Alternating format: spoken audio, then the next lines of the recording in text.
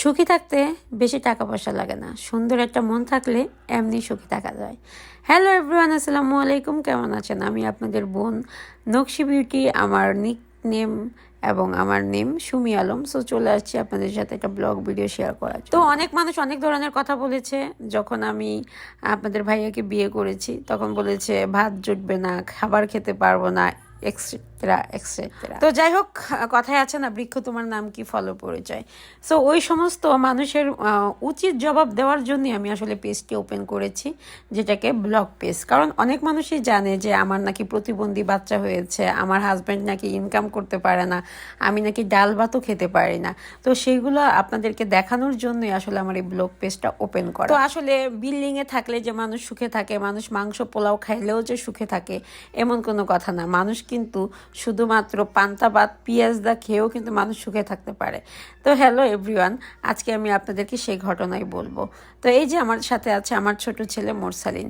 আপনারা সবাই জানেন যে হচ্ছে আমি একটা নতুন বাড়ির কাজ হাতে নিয়েছি। সো আমার এখানে কাজ হচ্ছে। ওই যে কথায় আছে না যে কিছু কিছু আপন মানুষ আছে, ওই আপন মানুষ থাকলে আর শত্রুর দরকার হয়। অনেক শখ করে, আপনারা জানেন যে আমি অনেক শখ করে আমার আপন মানুষদের কাছে আমি একটা বাড়ি করেছিলাম, কিন্তু দুর্ভাগ্য বিষয় সেই বাড়িটাতে আমার আর থাকা হয়নি কোনো এক কারণে। সে বাড়িটা যাওয়া বন্ধ করে দিয়েছি। এখন আমি নতুন করে আবার এই বাড়ির কাজ ধরেছি।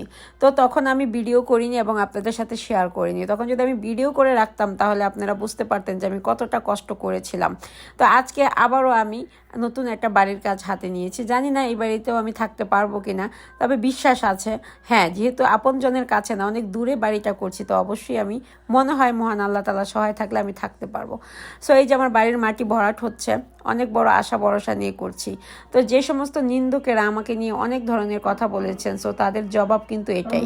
একটা কথা আছে, সে সমস্ত নিন্দুকের উদ্দেশ্যে বলছি যে মহান আল্লাহ তাআলা যদি তোমাকে মাথা ধরে উপরে টানে, বান্দা কখনো পা ধরে কিছু করতে পারে না।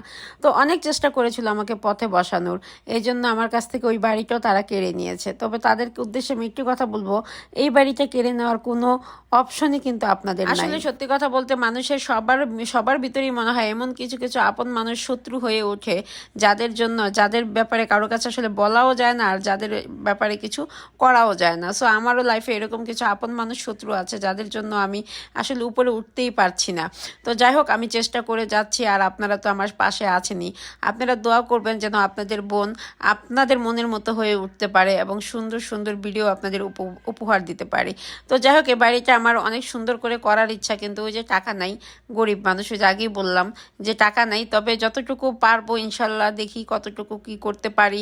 কারণ হচ্ছে বুঝতেই পারতেছেন যে আগে আপনারা আমার যারা ভিডিও দেখছেন তারাও দেখছেন যে আমাকে আগে কতটা পরিশ্রম করতে হয়েছে, আর এখন আমি কতটা পরিশ্রম করতেছি।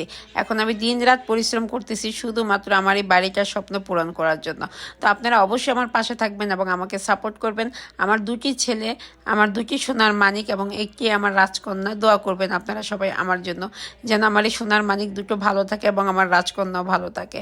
সো এভরিওয়ান, আবার আগামীকালকে ব্লগ ভিডিও দেখবেন সবাই। আল্লাহ হাফেজ।